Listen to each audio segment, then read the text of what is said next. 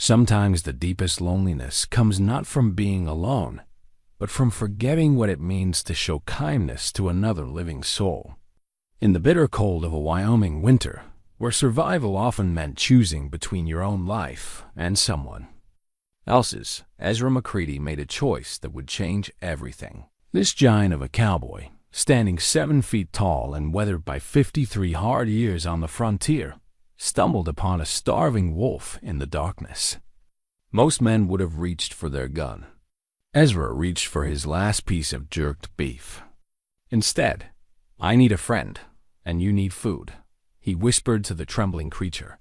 What started as a simple act of mercy became something much more powerful. In a land that showed no forgiveness, an unlikely friendship formed between a lonesome man and a desperate wolf. Together, they would face the brutal winter that seemed determined to claim them both.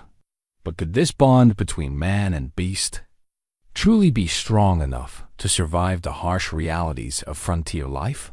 Before we jump back in, tell us where you're tuning in from.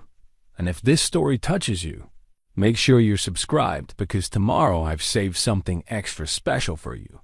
The brass compass had been his father's, passed down from a man who'd never seen country quite this wild or winters quite this merciless. Ezra McCready turned the tarnished instrument over in his massive hands as he sat by the crackling fire in his one-room cabin, watching the snow pile against the single window like nature's own prison bars.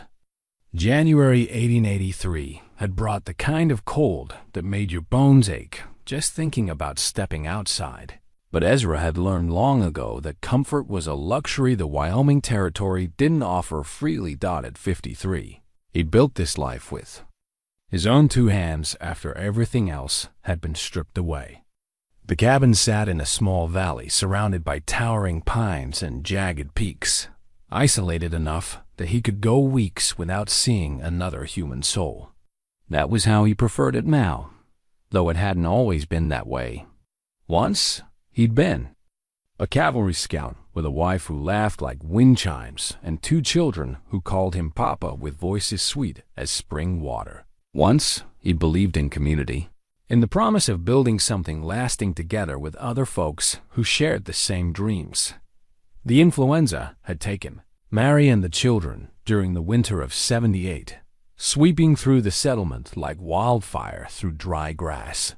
After he'd buried them in the frozen ground with his own hands, Ezra had packed what little remained of his former life into a wagon and headed deeper into the wilderness, searching for a place where memory couldn't follow so easily. His father's compass had guided him here, to this valley where the wind spoke in languages older than civilization, and the only neighbors were the deer that came to drink from the stream in summer and the hawks that circled overhead like patient sentinels.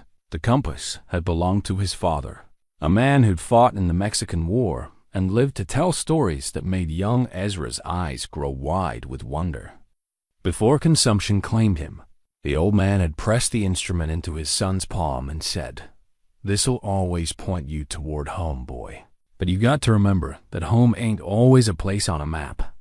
Now, as Ezra studied the compass, needle trembling toward magnetic north, he wondered if his father had been right.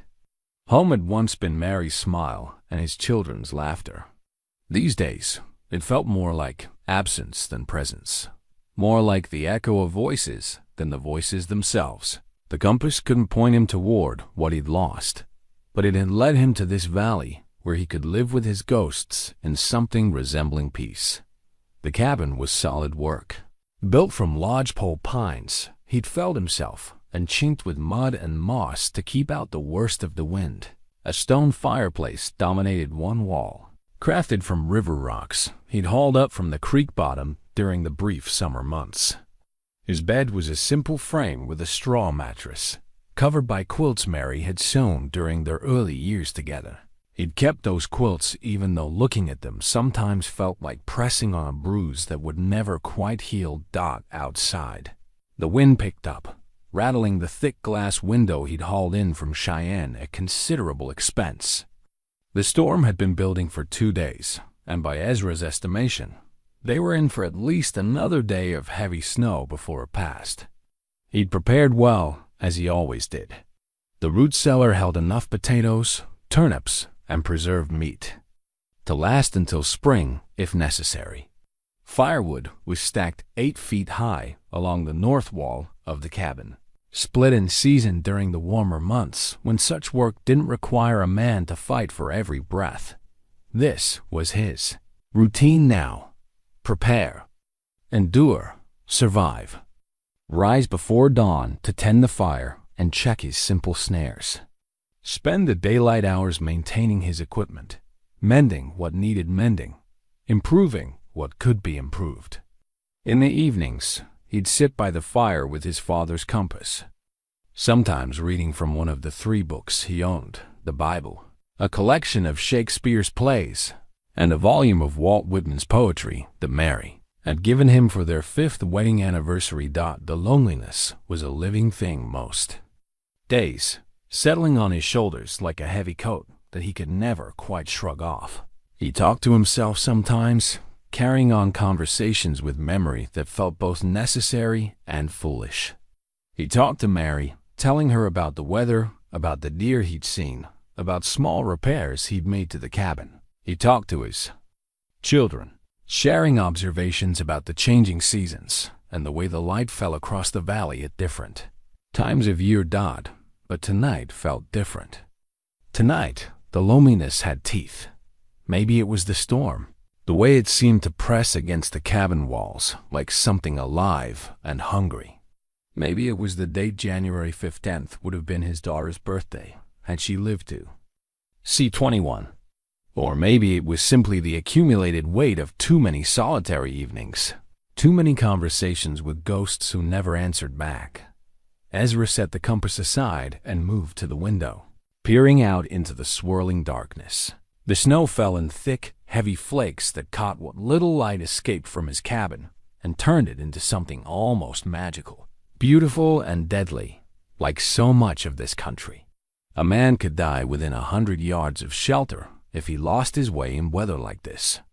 Could freeze to death so close to warmth that rescue might have been possible if only someone had known to look.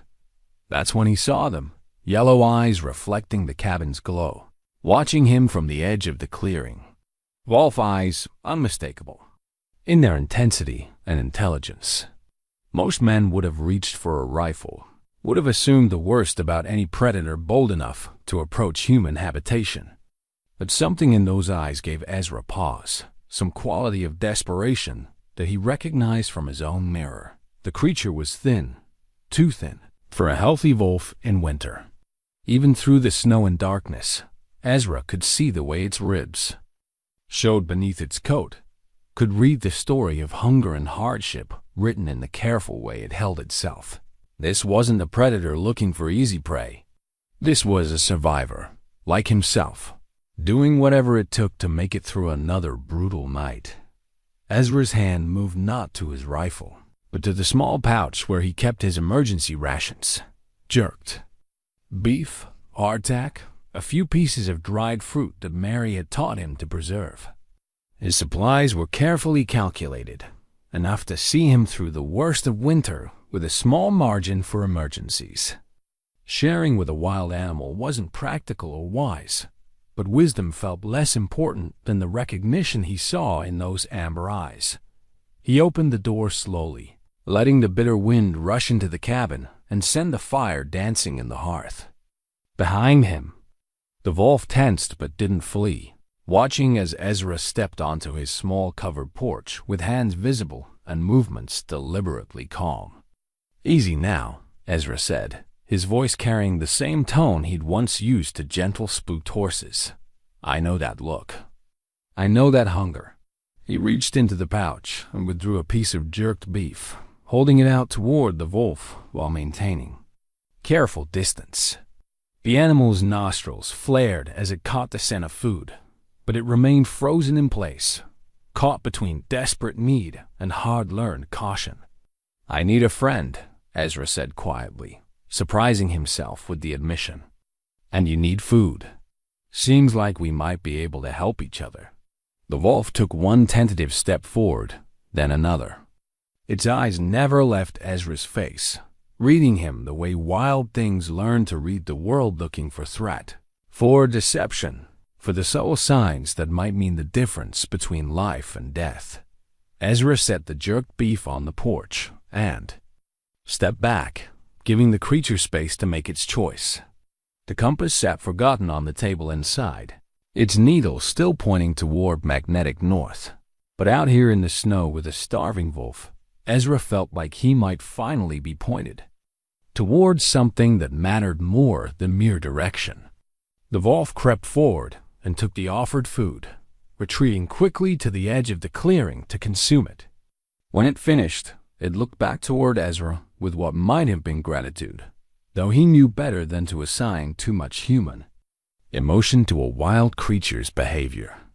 Still, as he watched the wolf disappear into the storm, Ezra felt something shift inside his chest, the first stirring of hope he'd experienced in longer than he cared to remember. The loneliness was still there, as heavy as ever, but now it had company. Tomorrow, he decided, he'd set aside a little more jerked beef. Not enough to endanger his own survival, but enough to see if those yellow eyes might return. In a world that seemed determined to strip away everything a man held dear, maybe the simple act of feeding a hungry creature could be the beginning of something worth holding on to. The storm raged on, but inside his cabin, Ezra McCready felt a warmth that had nothing to do with the fire crackling in his stone hearth. The wolf returned the next evening, appearing at the edge of the clearing just as the last light was fading from the winter sky. This time, it came closer, emboldened by memory of food and the absence of violence, though it still maintained the careful distance of a creature that had learned not to trust too readily. Ezra had been waiting, watching from his window with a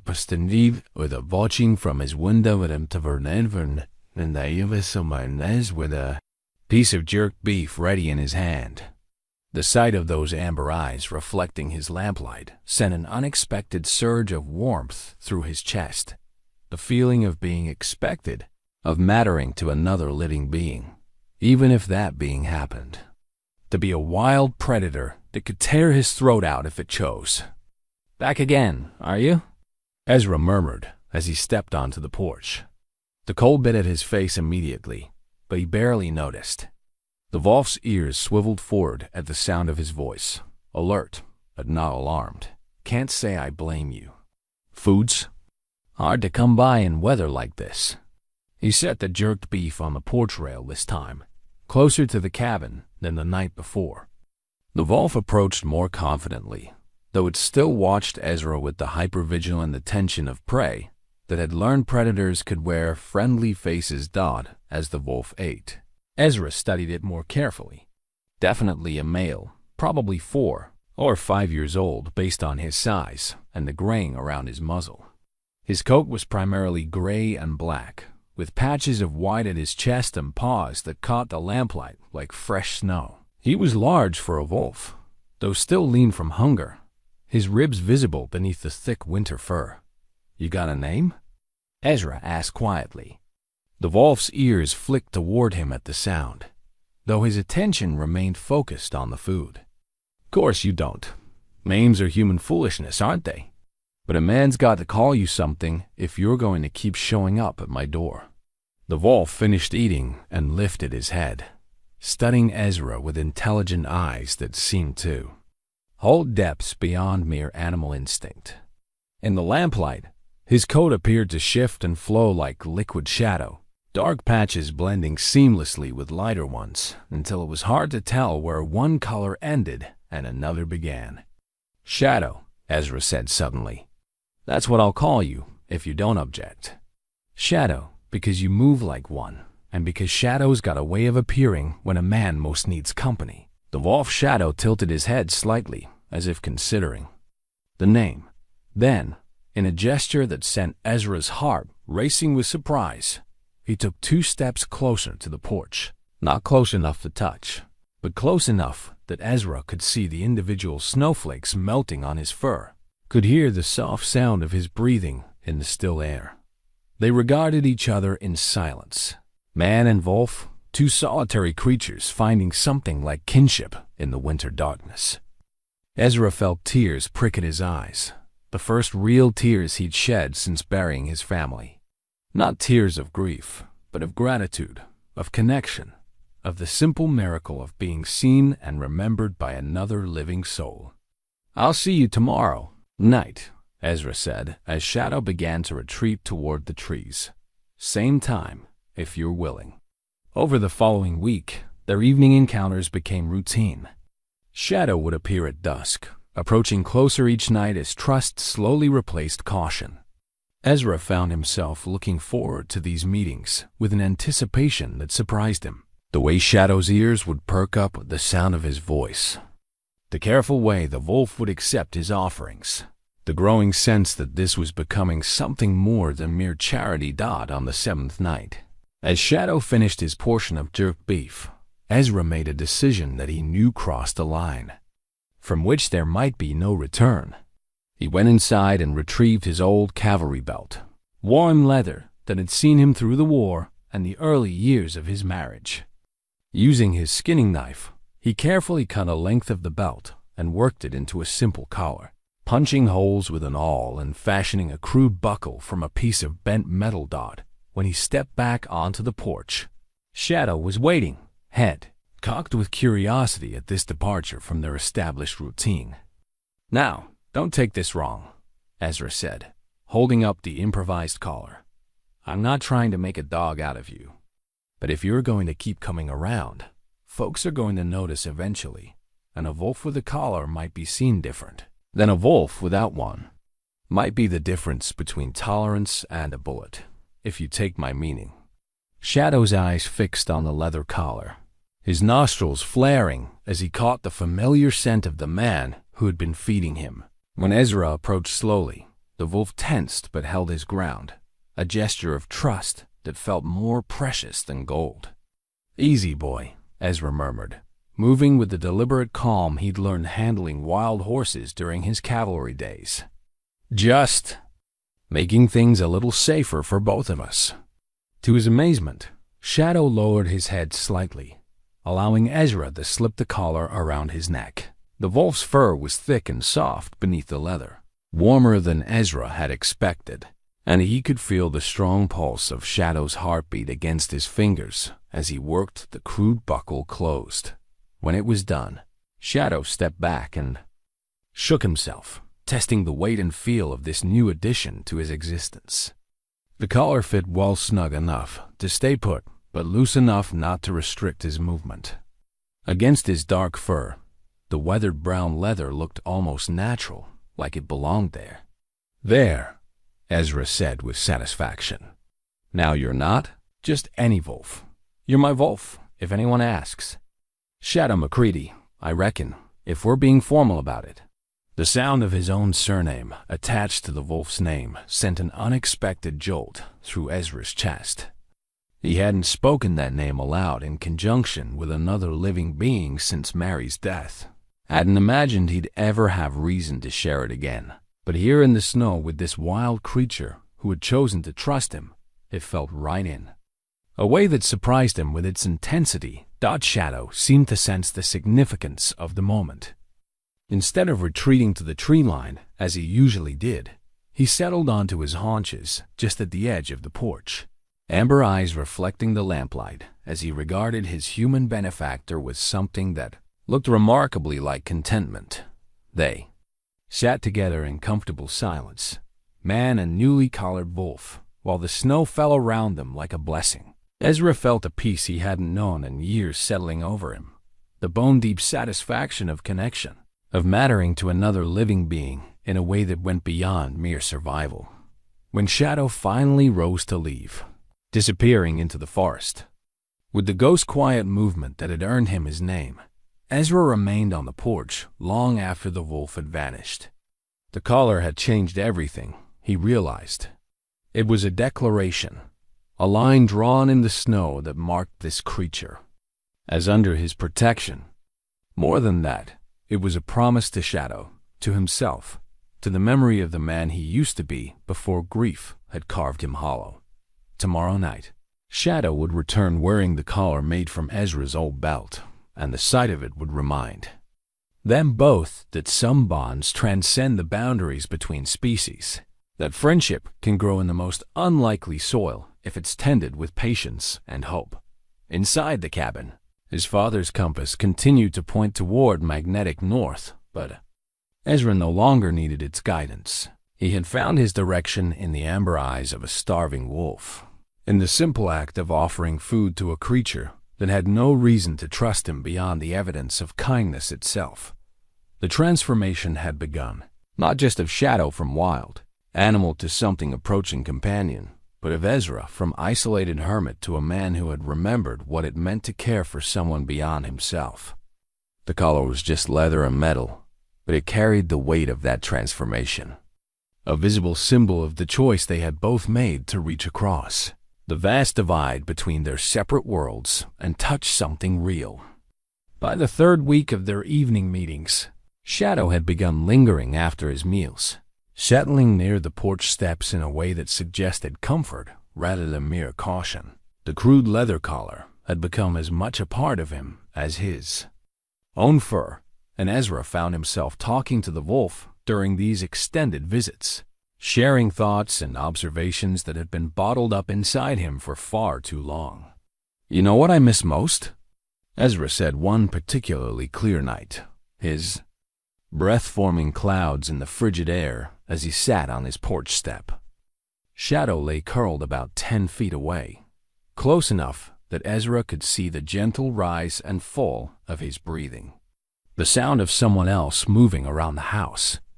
Mary, she had this way of humming while she did her mending, nothing fancy. Just little tunes she'd make up as she went along. Made the whole place feel alive, you know? Shadow's ears swiveled toward Ezra at the sound of his voice, though the wolf's eyes remained closed in apparent contentment. There was something deeply satisfying about having a listener, even one who couldn't respond with words. Sometimes the best conversations were the ones where you didn't have to worry about saying the right thing or being understood in ways that required explanation. As the days passed, Ezra began to notice that Shadow was displaying behaviors that went beyond simple hunger-driven visits. The wolf would arrive early sometimes, before the usual feeding time, and would patrol the perimeter of Ezra's property with the alertness of a sentry. Twice, Shadow had alerted him to the presence of other animals, a black bear investigating his root cellar, and a cougar that had been stalking the deer that sometimes grazed in his meadow. It was during one of these early arrivals that Ezra decided to try something that felt both natural and revolutionary. He had been working on a piece of white pine, carving it into a simple whistle while sitting on his porch in the afternoon sun. The wood was soft and easy to work, and he found the repetitive motion of the knife soothing in a way that reminded him of his father's hands shaping similar projects during his boyhood. When Shadow appeared at the edge of the clearing, earlier than usual and moving with more energy than Ezra had seen since their first meeting, he looked up from his carving, with a smile that felt foreign on his wind-weathered face. "You're early today," Ezra observed. "Something got you stirred up, or are you just eager for supper?" Shadow approached closer than he ever had before, stopping just outside arm's reach and sitting with the patient attention of a student waiting for instruction. There was an intelligence in his amber eyes that went beyond animal cunning, a quality of engagement that made Ezra feel like he was being evaluated as much as he was evaluating. On impulse, Ezra lifted the half-finished whistle to his lips and blew a soft, low note. Shadow's head tilted immediately, ears pricked forward with keen interest. Ezra tried a different pitch, higher and clearer, and was rewarded by a subtle shift in Shadow's posture, not alarm, but recognition, as if the wolf understood that this sound was meant for him. "You like that, do you?" Ezra murmured, working the knife carefully to adjust the whistle's tone. "Let's see if we can make something you'll remember." He spent the next hour fine-tuning the instrument, testing different notes and watching Shadow's reactions. The wolf seemed particularly responsive to lower tones, his ears moving and his head tilting as if he were trying to decode some new language. When Ezra finally achieved a clear, resonant note that seemed to capture Shadow's full attention, he set the knife aside with satisfaction. "There," he said, offering the whistle for Shadow's inspection. The wolf leaned forward cautiously, sniffing at the carved wood before settling back on his haunches with what looked remarkably like approval. Now we got ourselves a way to talk. Proper-like. Over the following days, Ezra began incorporating the whistle into their routine. Different patterns of notes seemed to convey different meanings. A long, low call brought Shadow running from wherever he might be wandering, while shorter, sharper blasts served as warnings or requests for attention. To Ezra's amazement, Shadow began responding to these signals with increasing sophistication, approaching when called, stopping when signaled, even retreating to a safe distance when Ezra played a particular sequence that they had established meant danger. The breakthrough came when Shadow began initiating communication himself. One evening, as Ezra sat whittling by lamplight, he heard a soft whine from outside, not the desperate sound of hunger or distress, but something more conversational. When he looked up, Shadow was sitting by the porch steps, regarding him with expectant eyes. "You want to talk, is that it?" Ezra asked, setting down his carving. He picked up the whistle and played a gentle, questioning note. Shadow's ears perked up, and he made a soft huffing sound that Ezra had learned to interpret as contentment or agreement. They spent the next hour in what could only be described as conversation.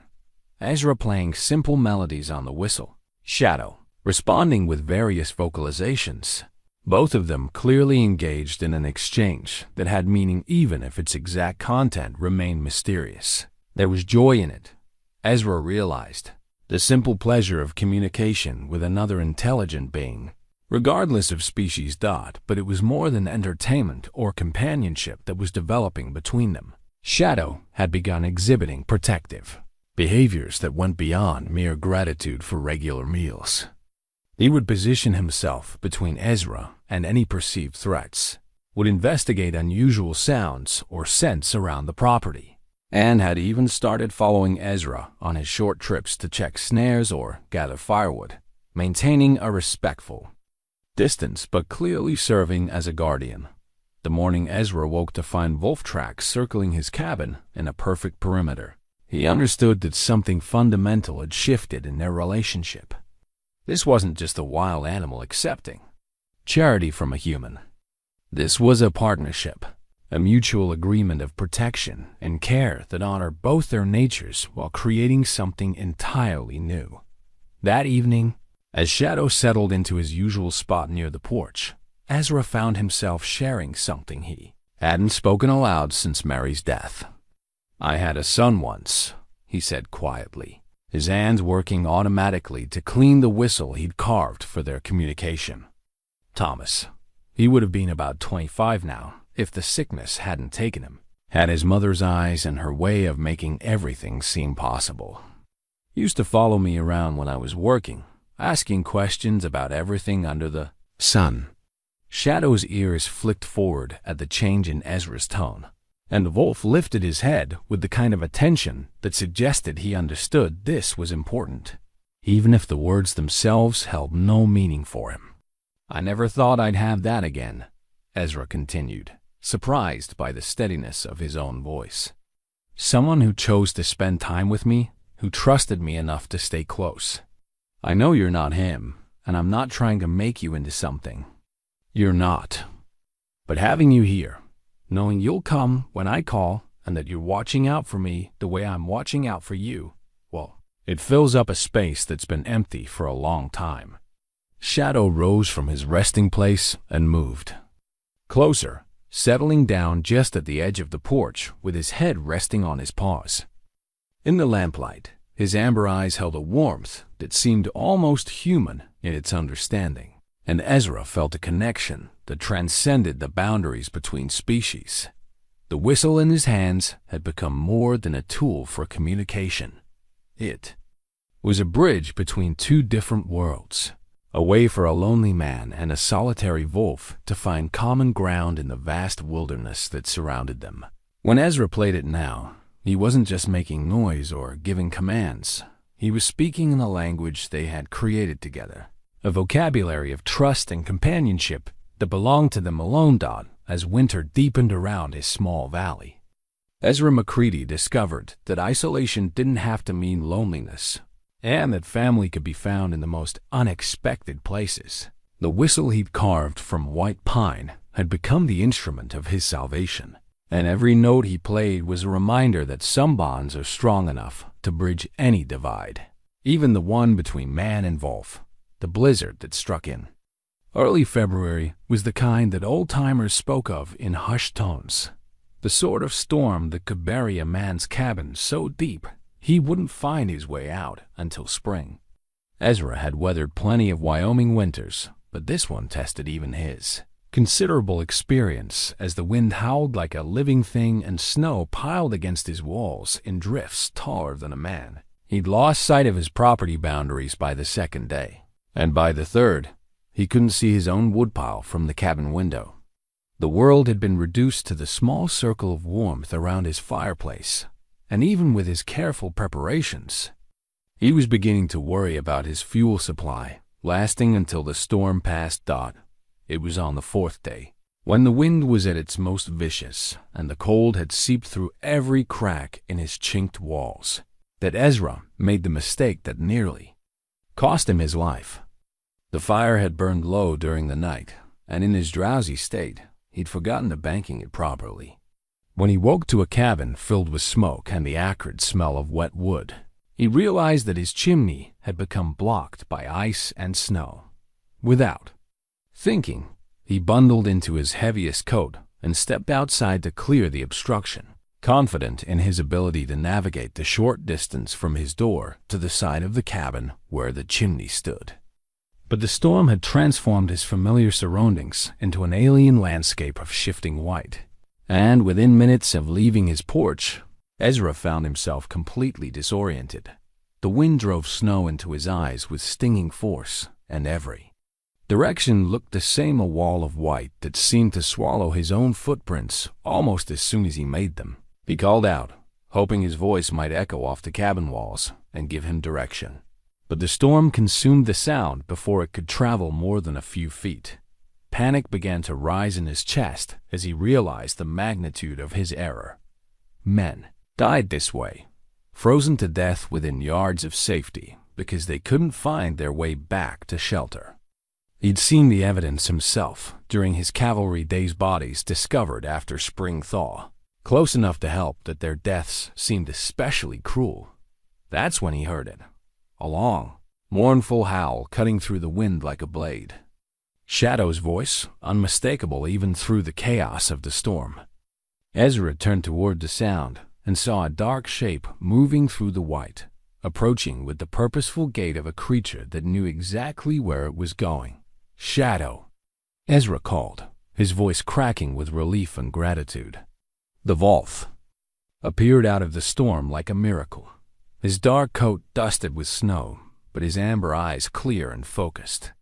Without hesitation, Shadow moved to Ezra's side and began nudging him firmly in a specific direction, using his body to guide the disoriented man through the blinding snow dots step by step, with Shadow pressing against his legs to keep him on course.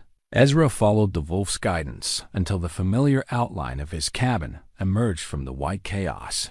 Never had his rough-hewn walls looked more beautiful, more like salvation itself made manifest in logs and chinking. Once they reached the porch, Shadow didn't retreat to his usual position at the edge of the clearing. Instead, he followed Ezra to the door, his meaning clear even without words. The storm was too fierce for any creature to survive outside, and the wolf's protective instincts had been triggered by his human friend's brush with disaster. Ezra didn't hesitate. He opened the door wide and gestured for Shadow to enter, crossing another threshold in their relationship that felt as significant as the collar had weeks before. "Come on, boy," he said, his voice still shaky from the close call. No sense in either of us freezing to death when we got a good fire and warm walls to share.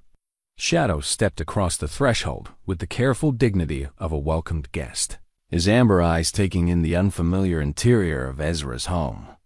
The wolf moved cautiously, but without fear, investigating the scents and textures of human habitation while maintaining the respectful distance of a creature that understood boundaries. Ezra quickly set about clearing his chimney from the inside, using a long poker to break up the ice that had formed in the flue. Soon, the fire was drawing properly again, filling the cabin with blessed warmth and the comforting crackle of burning wood. When he turned back to check on his guest, he found Shadow investigating a trunk in the corner with gentle curiosity. "That's Mary's trunk," Ezra said softly, moving to the wooden chest that held the last physical remnants of his former life. "Haven't opened it in years, to tell the truth. Some things are easier to leave buried." But with Shadow's presence filling the cabin with life and companionship, the trunk no longer seemed like a monument to loss. Instead, it felt like a connection to something precious that deserved to be remembered rather than hidden away. Ezra knelt beside the trunk and lifted its heavy lid, revealing the carefully folded contents within.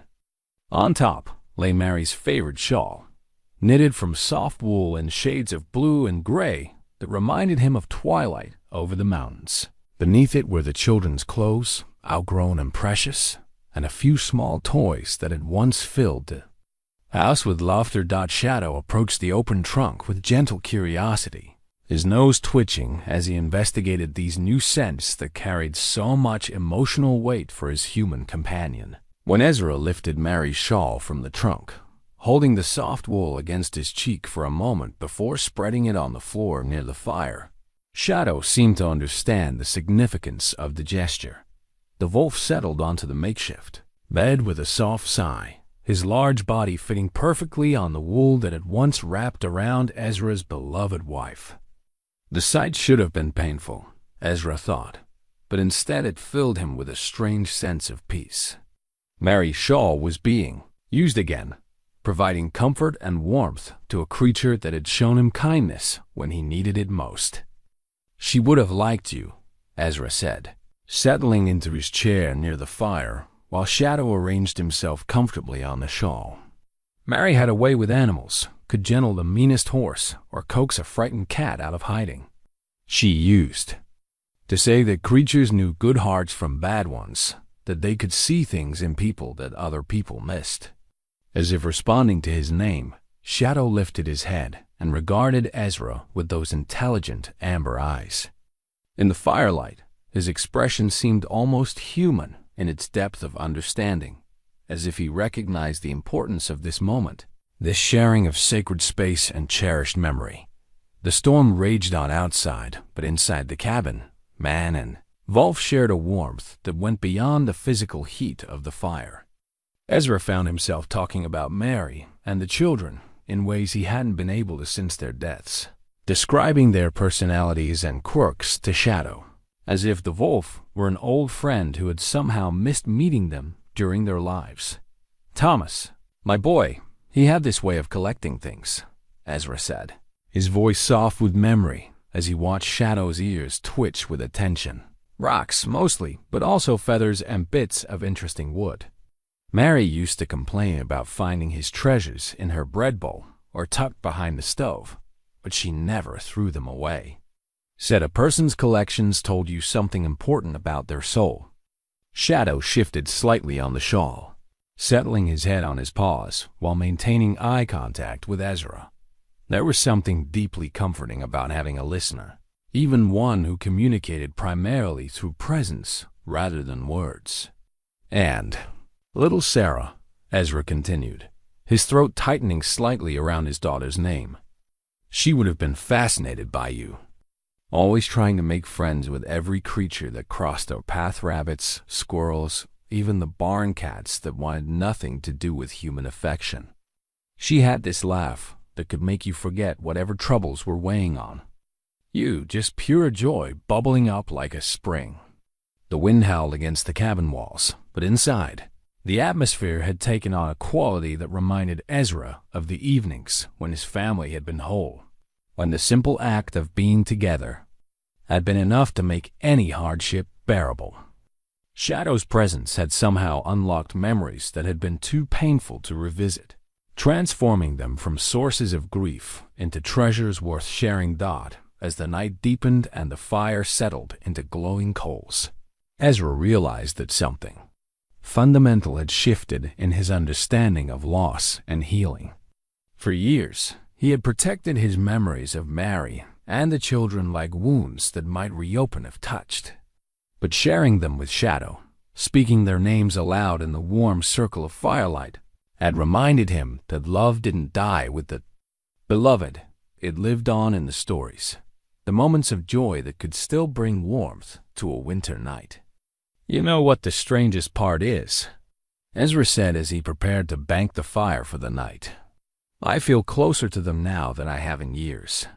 Not because the pain is gone, it's still there, probably always will be. But having you here, having someone to share their memory with, it makes them feel real again, instead of just ghosts that haunt me." Shadow lifted his head as Ezra moved around the cabin, performing his nightly routine of checking the fire and securing the door.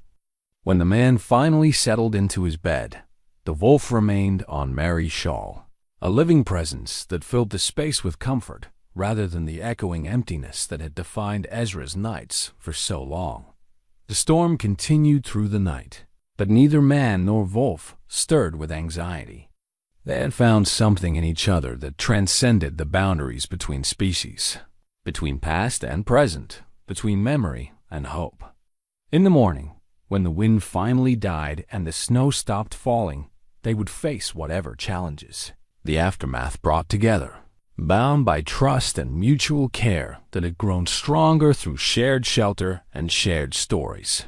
As Ezra drifted towards sleep, listening to Shadow's steady breathing and the settling of logs in the fireplace, he understood that healing didn't always come in the ways you expected. Sometimes it arrived in the form of a starving wolf, wearing a collar made from your old belt and sleeping on your dead wife's shawl, reminding you that love could be found again if you were brave enough to open your heart to unlikely possibilities. The shawl that had once wrapped Mary's shoulders now provided comfort to a creature that had saved Ezra's life. And in that circular exchange of care and protection, he found a peace that had eluded him through years of solitary grief. Tomorrow would bring new challenges, but tonight, for the first time since his family's death, Ezra McCready was not alone with his memories. He was sharing them with a friend who understood the value of loyalty and the healing power of presence. Outside, the Wyoming winter continued its relentless assault on anything foolish enough to challenge its dominion. But inside the small cabin in the hidden valley, warmth and companionship had created a sanctuary that even the harshest weather could not breach. Spring came early that year, arriving in March with a warmth that coaxed snowmelt from the peaks and sent streams rushing through the valley with voices like excited children. Ezra had always loved this season of renewal, but this year it held special significance as he watched Shadow adapt to the changing world around them with the curiosity of a creature experiencing something entirely new. The wolf had taken to spending more time around the cabin during daylight hours, no longer restricting his visits to the safety of darkness. His presence had become as natural as the sunrise, and Ezra found himself planning his daily activities around their shared routines. Shadow would appear each morning as Ezra stepped outside to check his snares, following at a respectful distance. As the man went about his work, it was during one of these morning walks that Ezra discovered Shadow's remarkable intelligence in action. They had been walking the perimeter of Ezra's property when Shadow suddenly froze, his ears pricked forward and his body tense with alertness. Before Ezra could ask what had caught the wolf's attention, Shadow was moving with purposeful urgency toward a section of fence that protected Ezra's small vegetable garden. There, caught in the wire mesh, was a young deer, a yearling that had tried to leap the barrier and become entangled instead. The animal was struggling frantically, its movements only serving to tighten the wire around its legs and causing wounds that would attract predators if not treated soon. "Easy there," Ezra murmured, approaching the trapped deer slowly while Shadow hung back, instinctively understanding that his predator presence would only increase the young animal's panic. "Let's see what we can do about this mess you've gotten yourself into." Working carefully with wire cutters from his toolkit, Ezra freed the deer's legs one at a time, speaking in the same calm tone he used with Shadow. The yearling remained still during the process, as if it understood that the human was trying to help rather than harm. When the last wire was cut and the deer was free, it bounded away into the forest with a grace that made both man and wolf pause in appreciation. "That's the third time this month you've alerted me to something that needed tending," Ezra observed as he and Shadow continued their walk. "Starting to think you've appointed yourself guardian of this whole valley, not just my cabin."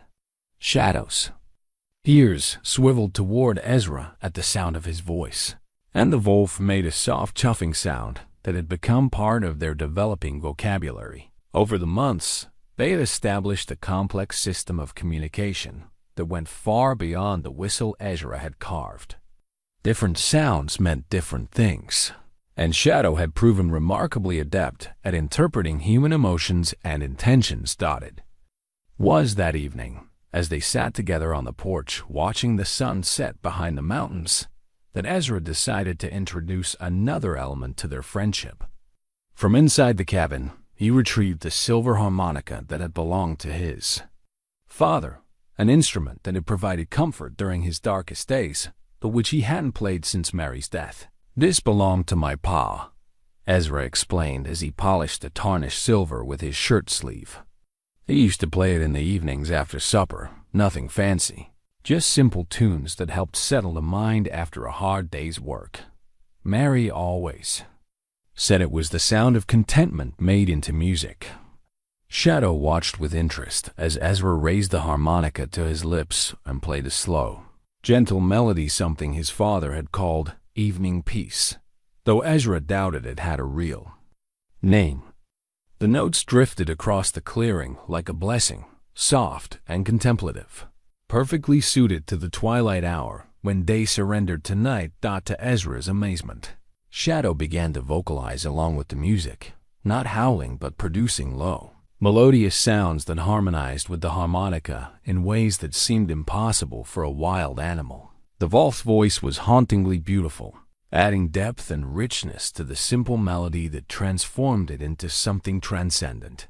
They played together for nearly an hour, Ezra on his father's harmonica and Shadow providing vocal accompaniment. That seemed to come from some deep well of musical understanding. When they finally stopped, the silence that followed felt different from ordinary quiet.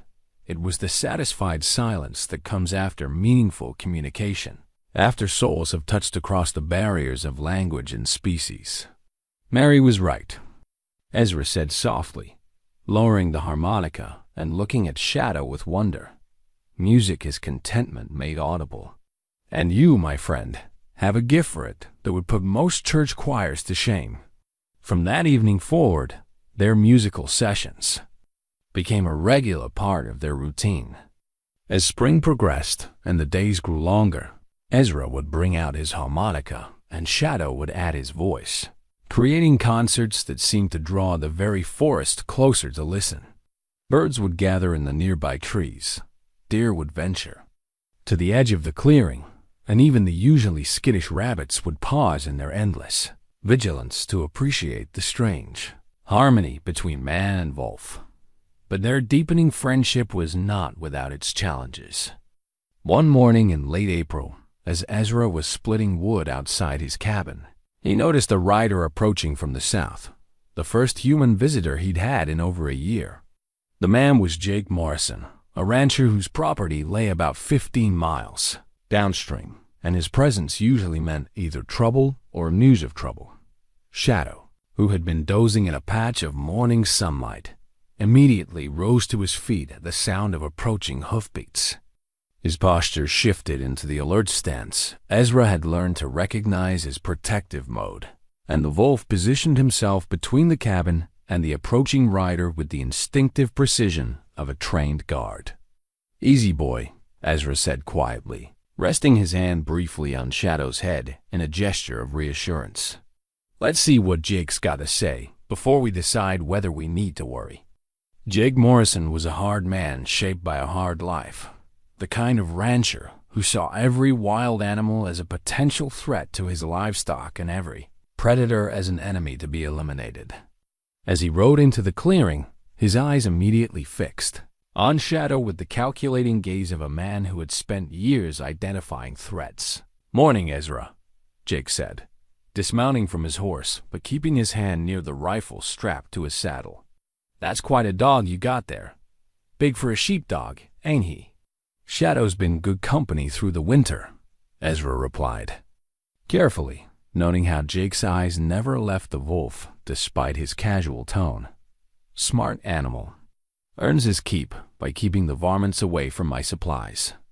"Looks like he's got some wolf in him," Jake observed, his voice carrying the kind of suspicion that Ezra had hoped to avoid. "Been having some trouble with wolves lately. Lost 3 calves last week, and Mrs. Henderson down the valley swears she saw a whole pack running through her property just 2 days ago." Shadow remained perfectly still during this exchange, but Ezra could sense the tension in the wolf's body, the careful readiness of a predator who understood that he was being evaluated as a threat. The collar around his neck might mark him as domesticated, but his wild nature was too obvious to fool anyone with experience reading animals. "Haven't seen hide nor hair of any wolf pack around here," Ezra said truthfully, though he was careful not to look at Shadow as he spoke. "This valley's pretty isolated. Most wildlife move through without staying long." Jake nodded slowly, but his expression remained skeptical. "Well, if you do see any sign of wolves, you'd best be careful.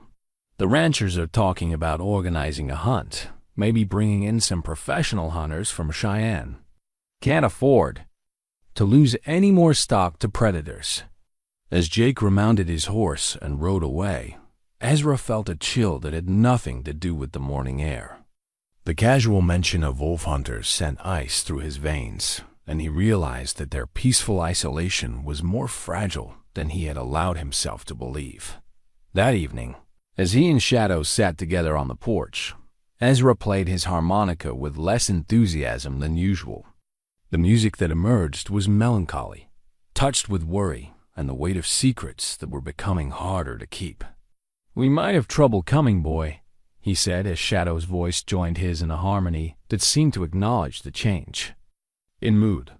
"Folks around here don't take kindly to wolves, and that collar's not going to fool anyone who looks close enough." Shadow pressed closer to Ezra's side, offering comfort in the way he had learned to do when his human friend was troubled.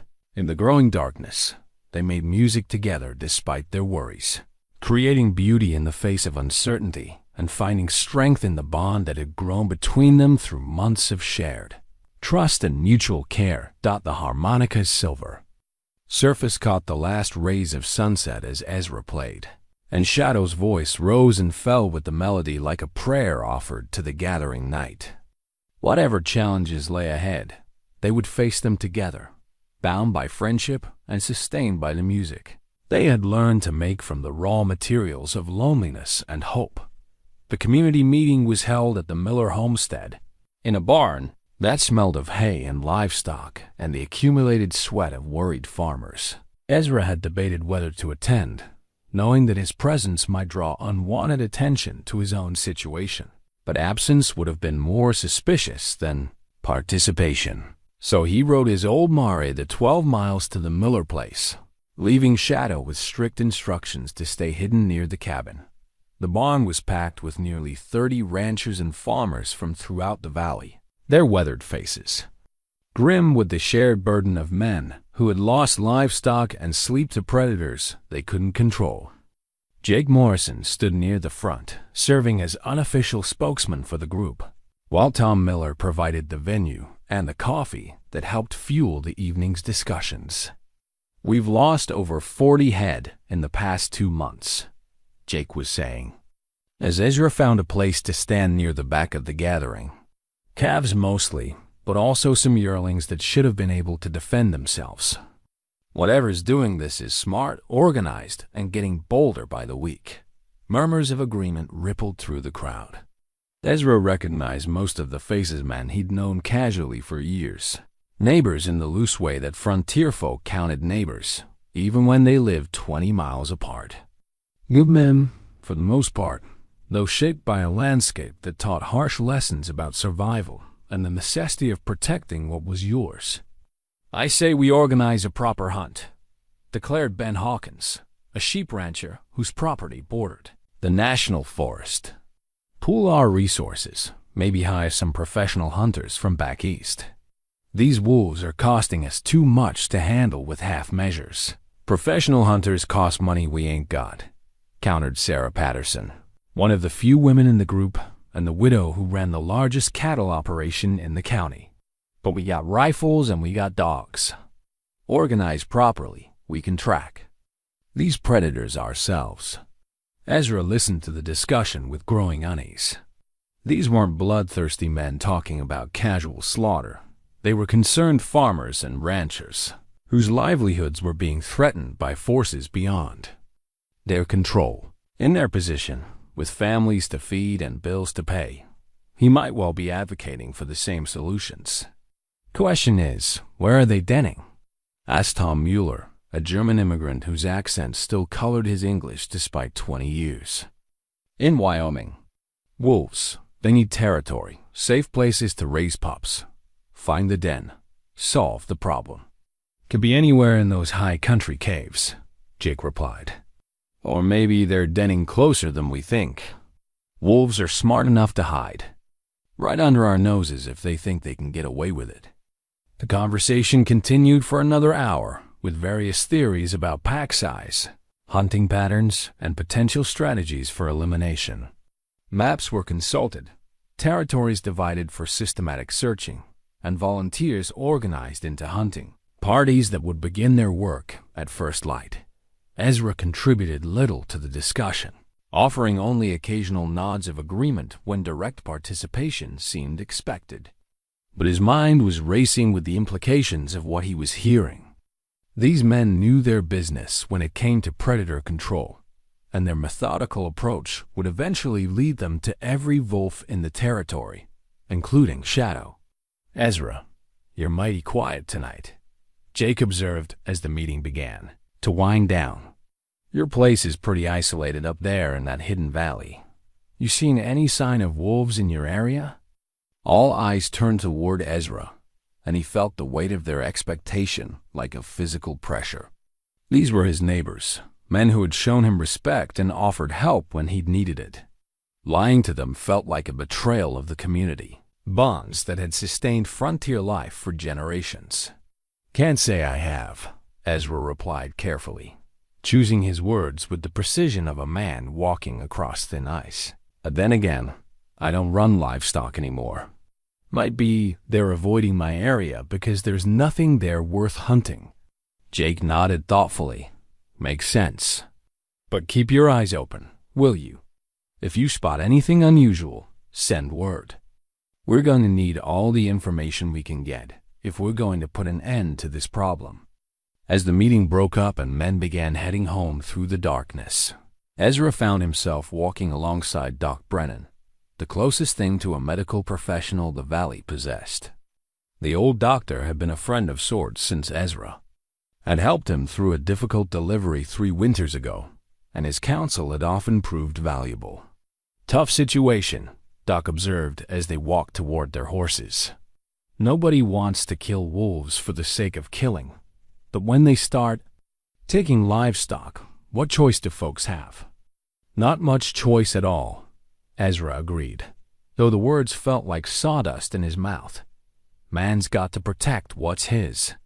Still, Doc continued, lowering his voice as they moved away from the other departing ranchers.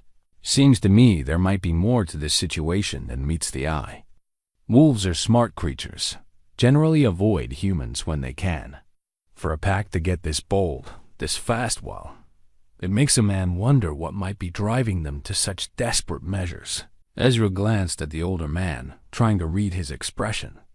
In the dim light from the barn lanterns. What do you mean?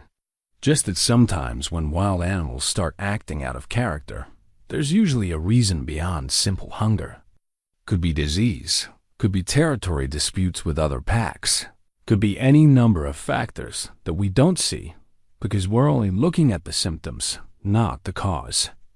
They reached their horses, and Doc paused in the act of checking his saddle cinch. You ever think about that, Ezra?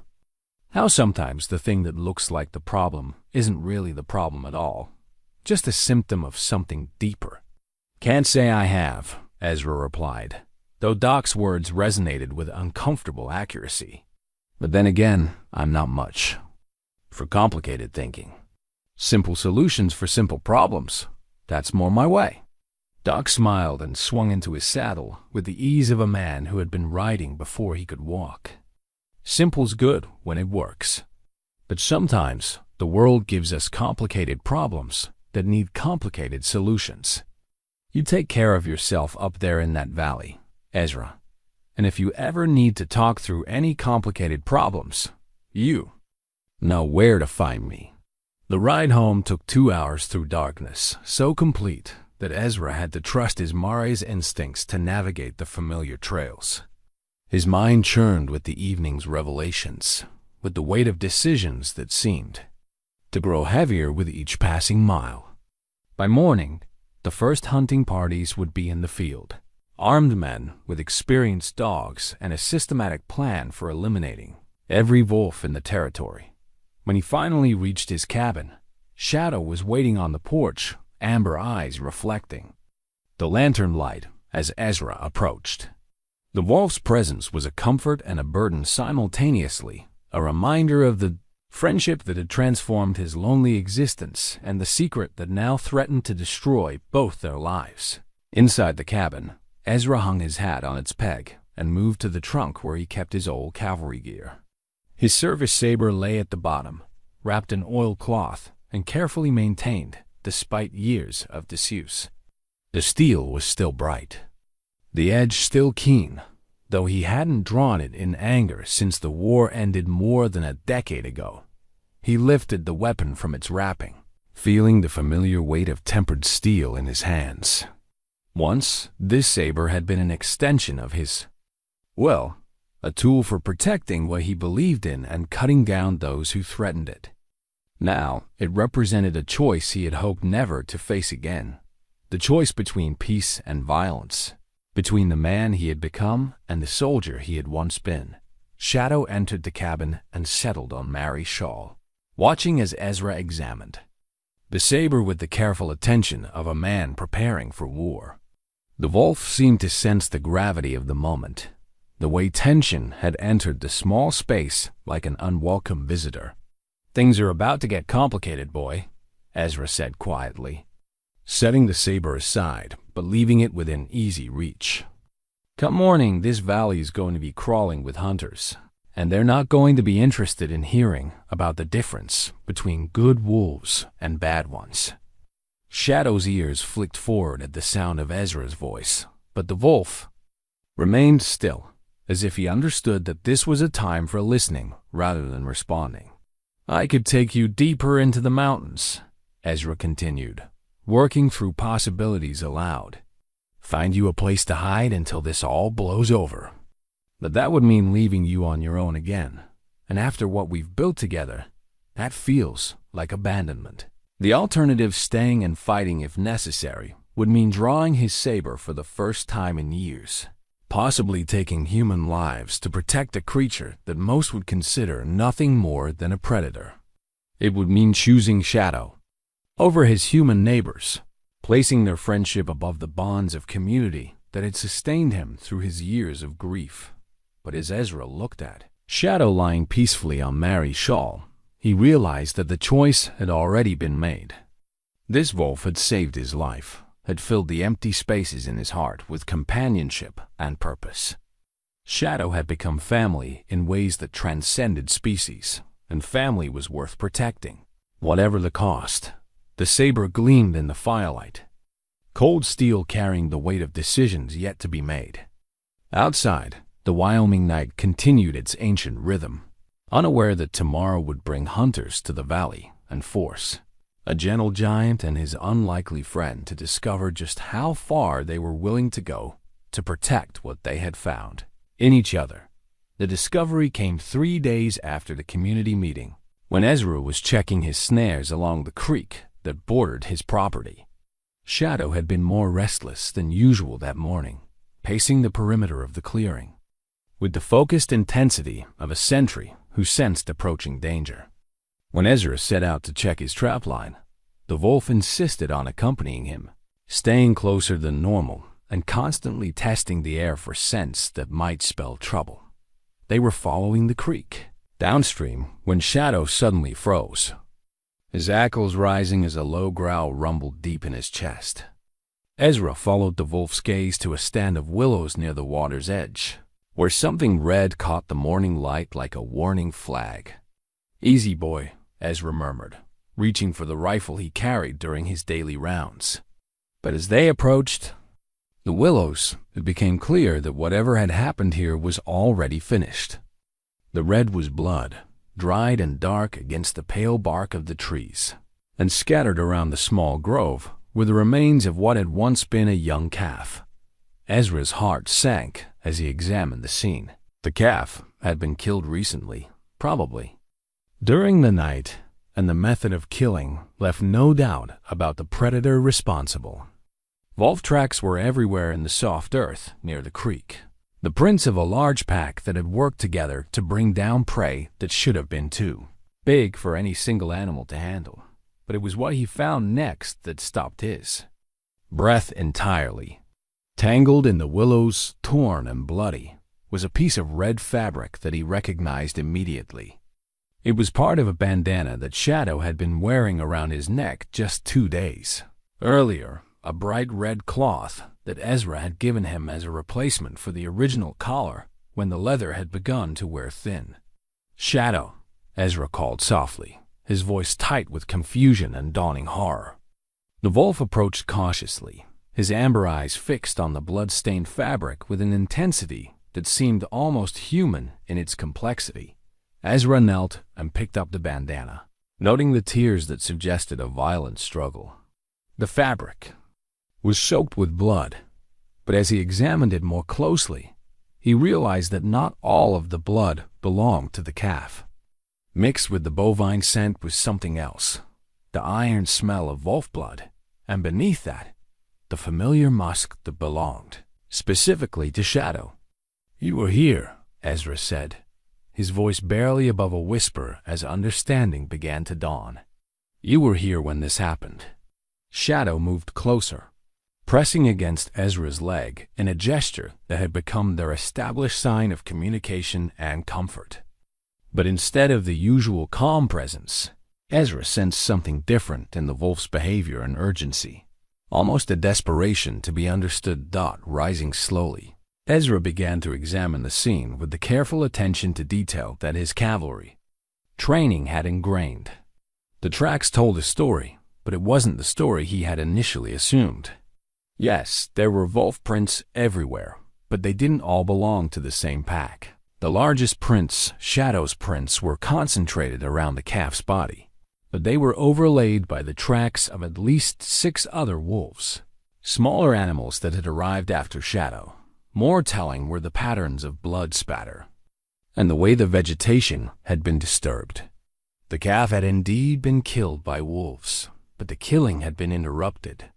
There were signs of a fierce battle between different groups of predators, with Shadow's tracks consistently positioned between the calf and the other wolves, as if he had been defending the kill rather than participating in it. "You aren't hunting," Ezra breathed, the truth hitting him like a physical blow. "You were protecting. You were trying to stop them." Shadow's ears pricked forward at the recognition in Ezra's voice, and the wolf made a soft whining sound that carried depths of communication beyond simple vocalization. Moving carefully around the scene, Ezra began to piece together what had actually happened in this stand of willows. The calf had wandered away from its mother, probably drawn to the creek for water. The pack Shadow's former pack, based on the size and distribution of the tracks, had cornered it in the willows and begun the kill. But Shadow had arrived before they could finish, and instead of joining the hunt, as they expected, he had tried to drive them away from their prey. The battle that followed had been brief but vicious. Shadow had fought alone against 6 members of his former pack, sustaining wounds that had left his blood on the torn bandana while trying to protect livestock that belonged to humans he had never met. The other wolves had eventually overwhelmed him through sheer numbers, completing their kill and leaving Shadow bleeding and defeated among the willows. "My God," Ezra whispered, looking at Shadow with new eyes. "You've been protecting the whole valley, haven't you? All those times you disappeared during the night. All those mornings when you came back looking tired, you weren't hunting with them. You were fighting them." The magnitude of what Shadow had been doing hit Ezra like a thunderbolt. While the ranchers and farmers had been organizing hunting parties to eliminate the wolf threat, Shadow had been waging a solitary war against his own kind, trying to prevent the very attacks that had prompted the human response. The blood-stained bandana was evidence of a sacrifice that no one had witnessed, a loyalty that extended far beyond the simple gratitude of a well-fed animal.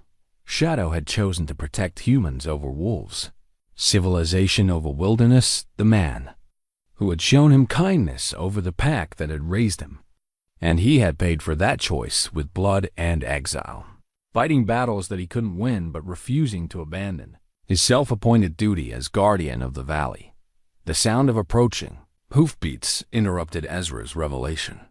Through the trees, he could see riders approaching 3 men he recognized as members of the hunting party that had been organized at the community meeting.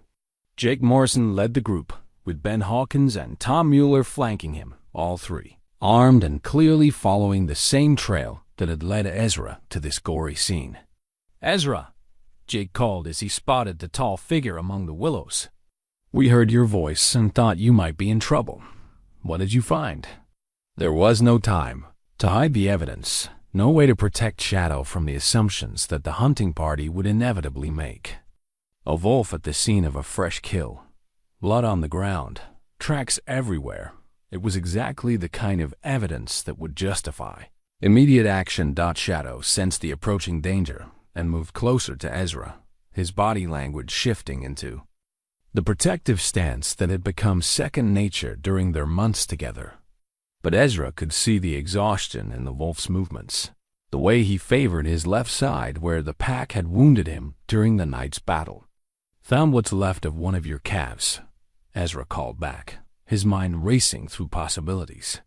"Looks like wolves got it during the night."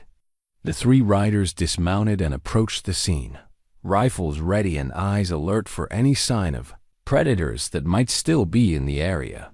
When they saw Shadow standing beside Ezra, their weapons swung toward the wolf with the automatic response of men who had spent years dealing with livestock predators. "Jesus, Ezra!" Jake exclaimed, raising his rifle. "Get away from that wolf. Can't you see the blood on it?" "Wait," Ezra said, stepping between Shadow and the hunters. "This isn't what it looks like."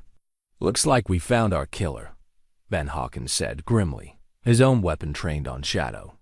"Big gray wolf, blood all over him, standing right next to a fresh kill. Don't get much clearer than that." "You don't understand," Ezra insisted, his hand moving instinctively toward the pistol at his hip. Shadow wasn't hunting with them. He was fighting them. Look at the tracks, really look at them. This wolf tried to stop the killing, not participate in it. Tom Mueller had been examining the scene with the careful attention of a man who had learned to read sign during his years on the frontier. "Ezra might be right," he said slowly. "These tracks, they tell a complicated story. Looks like there was a hell of a fight here, and your wolf took the worst of it." Jake moved closer to examine the evidence, his rifle still trained on Shadow, but his expression thoughtful rather than immediately hostile. The blood-stained bandana caught his attention, and he recognized it as human-made rather than natural. "That's your bandana," he observed, looking at Ezra with dawning understanding. "This wolf belongs to you." There was no point in denying it now. The evidence was too clear, the situation too desperate for continued deception. "His name is Shadow," Ezra said quietly. "And yes, he's been living with me through the winter. But he's not the problem you think he is. He's been trying to solve it." The revelation hung in the air like smoke from a gunshot, changing everything about the dynamics of the situation. Jake's expression shifted from suspicion to a complex mixture of surprise, betrayal, and grudging respect. "You've been harboring a wolf," he said, his voice flat with the weight of accusation. "All this time, while we've been losing stock and organizing hunts, you've been keeping a predator as a pet." "Not a pet," Ezra corrected. "A friend and a protector. Look at the evidence, Jake. Really, look at it. Shadow's been fighting his own pack to protect your livestock. The blood on that bandana isn't from killing, it's from defending." Ben Hawkins lowered his rifle slightly, his weathered face creased with confusion. "You're saying this wolf has been fighting other wolves to protect our cattle?" "That's exactly what I'm saying," Ezra replied. "And I've got the proof right here in front of you, if you're willing to see it." The moment stretched between them like a taut wire. 3 armed hunters, 1 protective rancher, and a wounded wolf standing in a grove of willows beside the evidence of a battle that would redefine everything they thought they knew about loyalty, friendship, and the complex relationship between civilization and the wild.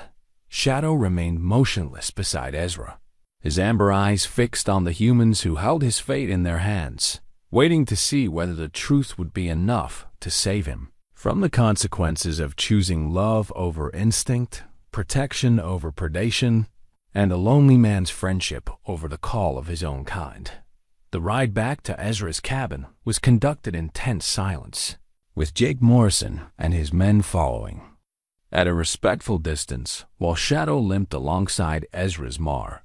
The wolf's injuries from his battle with the pack were more severe than Ezra had initially realized. Deep gashes along his left flank and a pronounced limp that suggested damaged muscles or possibly cracked ribs. Once they reached the cabin, Ezra immediately set about tending to Shadow's wounds while the 3 hunters watched with a mixture of fascination and disbelief. From his old cavalry medical kit, Ezra retrieved supplies that had served him well during the war, clean bandages, antiseptic powder, and surgical thread that he'd maintained in perfect condition despite years of disuse. "Hold still, boy," Ezra murmured as he cleaned the worst of Shadow's wounds with careful precision. The wolf submitted to the treatment with remarkable patience, occasionally whimpering when the antiseptic bit into torn flesh, but never attempting to snap or pull away. From his human friend's ministrations, Jake Morrison stood in the doorway, watching the intimate care with which Ezra treated the injured wolf. "I've seen men tend their horses with less consideration," he observed quietly. "This animal really does mean something to you. More than I ever expected when I first fed him," Ezra admitted, wrapping a bandage around Shadow's ribs with the practiced efficiency of someone who had treated battlefield wounds. "Started as simple charity man, an animal both trying to survive a hard winter. Became something I didn't know I was capable of anymore." Tom Mueller had been examining the tracks around Ezra's cabin with the methodical attention of an experienced tracker. "These signs tell a story too," he announced, pointing to marks in the earth that spoke of regular patrols and defensive positioning. "This wolf's been guarding your property like a trained sentry. Look here, tracks going in regular circuits. Investigation points where he checked for threats, resting spots positioned to give him clear views of all approaches." Ben Hawkins joined Mueller in studying the evidence, his expression shifting from skepticism to grudging respect. "Never seen anything like it. It's like he's been running military patrols around your homestead." "Shadow's smart," Ezra said, finishing the bandaging and offering the wolf a piece of jerk beef as reward for his patience. Smarter than any animal I've ever worked with, including some of the cavalry horses I trained during the war. He understands strategy, territory, protection duties.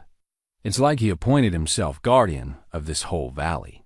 Jake removed his hat and ran his fingers through graying hair, a gesture Ezra recognized as the rancher's way of processing information that challenged his fundamental assumptions. If what you're saying is true, if this wolf really has been fighting his own pack to protect our livestock, then we've been hunting the wrong predator. That's exactly what I'm saying, Ezra replied, settling into a chair near the fire while Shadow arranged himself on Mary's shawl with careful attention to his bandaged wounds. The real problem is the pack Shadow left behind. They're the ones doing the killing, and they're getting bolder because they've lost their strongest member. Mueller nodded thoughtfully. Makes sense from a wolf behavior standpoint. Packs have territories, hierarchies, established hunting patterns. Remove the alpha and the dynamics change completely. Sometimes they get more aggressive, trying to prove themselves. Or they get more desperate, Ben added. If this Shadow was their best hunter, losing him would put pressure on the rest to take bigger risks, go after prey they might normally avoid. The implications of this revelation began to sink in as the four men contemplated the true nature of the threat they faced. Instead of a single large pack terrorizing the valley, they were dealing with a group of wolves that had been destabilized by the loss of their strongest member, a loss that had occurred because that member had chosen to protect humans rather than hunt with his own kind. The question now, Jake said slowly, is what we do about it. The other ranchers are expecting results from our hunting parties. We can't just tell them to call off the search because one wolf has been playing guardian angel. We don't have to call off anything, Ezra replied, his voice taking on the tactical edge that had served him during his military days. We just redirect the hunt toward the real problem pack. Shadow knows their territory, their habits, their denning sites. With his help, we could track them down in a fraction of the time it would take using conventional methods. Shadow's ears pricked up at the mention of his name, and the wolf lifted his head to regard the humans with intelligent amber eyes. There was something in his expression that suggested he understood more of the conversation than should have been possible for a wild animal, as if he recognized that decisions were being made about his future and the future of his former pack. You're talking about using a wolf to hunt wolves, Jake observed. That's either the smartest thing I've ever heard or the craziest. Both, probably, Ezra admitted. But it's also our best chance to end this problem without a wholesale slaughter of every predator in the territory. Shadow knows things we don't then. Locations, pack dynamics, hunting patterns that could take us months to figure out on our own. Mueller was nodding with growing enthusiasm. It's like having a scout who speaks the enemy's language. We could set up ambush, predict their movements, maybe even drive them out of the territory without having to kill them all. And if it doesn't work, Ben asked, ever the pragmatist. If this tame wolf of yours leads us into an ambush, or if his loyalty to his human friend doesn't extend to betraying his own species. Ezra met Ben's gaze steadily. Then we'll be no worse off than we are now, and we'll have learned something valuable about the limits of trust between species. But I believe Shadow will help us, because he's already been fighting them on his own. This would just give him backup. The conversation continued for another hour as they worked out the practical details of their unconventional plan. Jake would return to town and organize a select group of the most experienced hunters, men who could be trusted to understand the delicate nature of their mission and the importance of keeping Shadow's role secret from the broader community. Mueller and Hawkins would scout the perimeter of the territory, looking for sign that might corroborate Shadow's knowledge of pack movements. As the three men prepared to leave, Jake paused at the cabin door and turned back to face Ezra. You know this changes everything, he said quietly. If word gets out about what you've been doing harboring a wolf, forming an attachment to a predator, there'll be folks who won't understand. Some might even see it as betrayal of your own species. I know, Ezra replied, his hand resting gently on Shadow's head. But some things are worth the risk. Shadow saved my life during that blizzard, and he's been saving your livestock ever since, even though it cost him his pack and nearly got him killed. If that's not worth standing up for, I don't know what is. After the hunters departed, Ezra spent the evening preparing for what he knew would be a dangerous mission. His old cavalry gear came out of storage weapons, cleaned and oiled. Equipment checked and repaired, maps studied and annotated with everything he knew about the local terrain. Shadow watched these preparations with the focused attention of a creature that understood the significance of pre-battle rituals. When Ezra cleaned his rifle and pistol, the wolf's ears tracked every movement. When maps were spread on the table, Shadow approached and sniffed at the paper as if trying to understand the strange symbols that meant so much to his human companion. "Tomorrow, we start hunting your old pack," Ezra said, as he settled into his chair for the evening. "I know it can't be easy, turning against your own kind. But they made their choice when they started killing livestock, and you made yours when you chose to protect instead of destroy." Shadow moved closer, settling at Ezra's feet with a soft sigh that seemed to carry the weight of difficult decisions. In the firelight, his bandaged wounds looked like badges of honor rather than marks of defeat. Evidence of battles fought for principles that transcended the simple call of survival.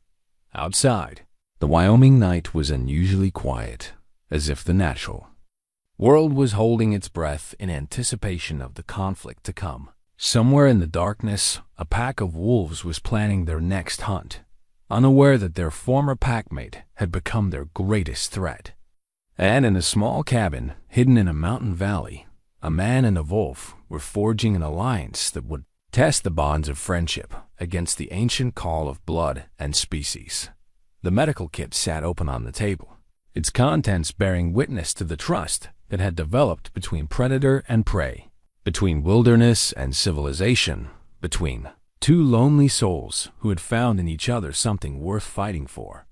Tomorrow would bring danger and difficult choices, but tonight they had each other, and the quiet satisfaction of knowing that some bridges, once built, could bear any weight that might be placed upon them. The hunting party assembled at dawn.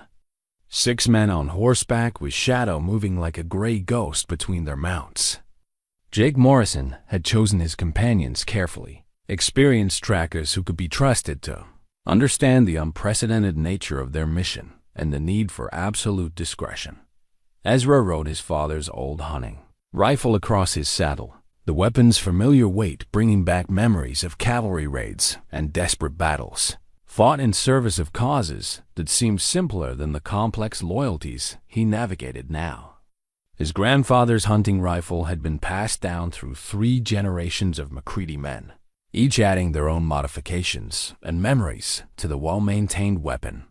Shadow's injuries from his battle with the pack had healed enough to allow travel, though Ezra could see the wolf favoring his left side as they moved through the morning mist. The animal's determination was remarkable, despite his wounds. He had insisted on leading them toward the territory where his former packmates had established their hunting grounds. "Never thought I'd be taking tracking advice from a wolf," muttered Ben Hawkins as they followed Shadow's lead through a maze of deer trails that wound between towering pines. "But I'll be damned if he doesn't seem to know exactly where he's going." Tom Mueller, riding point with his rifle ready, raised his hand for silence as Shadow suddenly froze ahead of them. The wolf's ears were pricked forward, his nose testing the air with the focused intensity of a creature, reading messages written in scent and sound that humans could never perceive. Ezra dismounted quietly and approached Shadow, reading the wolf's body language with the fluency that months of partnership had taught him. Shadow was tense, but not alarmed alert to the presence of his former pack, but confident in his ability to handle whatever they might encounter. "They're close," Ezra whispered to Jake, who had moved up beside him with the silent step of an experienced hunter. Shadow can smell them, probably hear them too. We're getting near their current territory. The terrain ahead was perfect wolf country, dense forest broken by rocky outcroppings that provided elevated observation points, with several small streams that would mask scent trails and provide fresh water for a traveling pack. It was also dangerous ground for mounted men, with countless opportunities for ambush and limited visibility through the thick canopy. Jake made the decision to proceed on foot, leaving their horses picketed in a small meadow where they could be easily retrieved if a quick escape became necessary. The hunting party moved forward in the spread formation that frontier experience had taught them, each man positioned to provide covering fire for his neighbors while maintaining visual contact through the trees. Shadow ranged ahead of them like a living extension of their senses, his movements flowing between the trees with the liquid grace of a creature perfectly adapted to forest hunting. Occasionally, he would pause to investigate a scent mark or track, his behavior providing information that supplemented their human understanding of the terrain. They had been moving for perhaps an hour when Shadow's demeanor changed dramatically. The wolf dropped into a crouch, his hackles rising as a low growl rumbled deep in his chest. Ahead, through a break in the trees, they could see movement, the dark shapes of wolves moving through the forest with the purposeful gait of predators on the hunt. There they are, Jake breathed, raising his rifle as he counted the shapes moving between the trees. I make it 6 animals, all adults, heading toward the Patterson Ranch. Ezra studied the pack through his rifle scope, noting their size and condition. These were healthy, well-fed wolves, larger and more aggressive-looking than the desperate creature he had first encountered outside his cabin. Their leader was a massive gray male, scarred from countless battles and moving with the confident stride of an apex predator that had never learned to fear humans. The big gray is their alpha, Ezra observed quietly. Take him down, and the pack structure collapses. The others will scatter or submit to new leadership. Shadow had begun to move forward, his body language shifting into the hunting posture that Ezra had seen during their morning walks around the cabin property. But this was different, more focused, more dangerous, carrying the weight of decisions that went beyond simple territorial disputes. Shadow, Ezra called softly, using the tone that had always brought the wolf back to his side. But this time, Shadow ignored the command, continuing to stalk forward toward his former packmates with deadly intent. The confrontation, when it came, erupted with shocking suddenness. The alpha male caught Shadow's scent and wheeled to face this unexpected challenger, his lips pulling back to reveal fangs that gleamed white in the filtered sunlight.